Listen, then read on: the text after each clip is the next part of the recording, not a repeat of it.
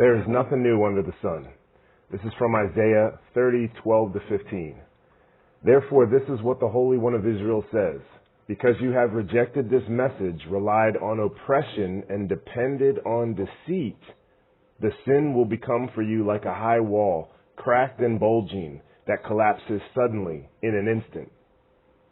It will break in pieces like pottery, shattered so mercilessly that among its pieces not a fragment will be found for taking coals from a hearth or scooping water out of a cistern. This is what the sovereign Lord, the Holy One of Israel, says.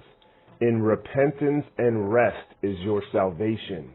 In quietness and trust is your strength. But you would have none of it. There is nothing new under the sun.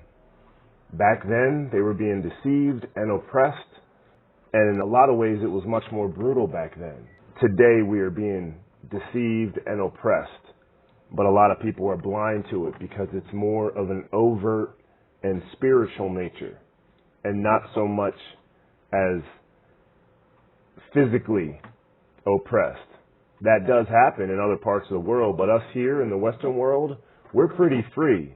But our free will is being subverted by scheming and by deceit and by oppressive forces that are silencing free speech, that are basically silencing anyone who wants to speak up for God, who wants to speak things like this.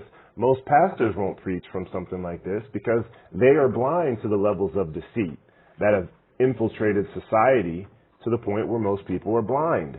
We're like blind sheep being led to the slaughter, and we have blind leading the blind. It's spiritual discernment that is needed.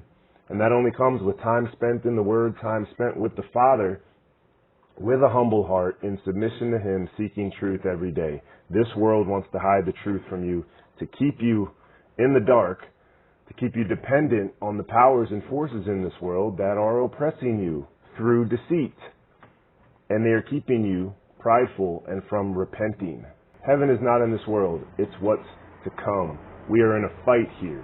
It's the spirit versus the flesh, and it starts with humbling ourselves and getting close to the Lord so that He can reveal the deception which is keeping us from a proper relationship with our Creator, who is in heaven waiting for us to come home. I pray this finds you well. God bless you. See you tomorrow.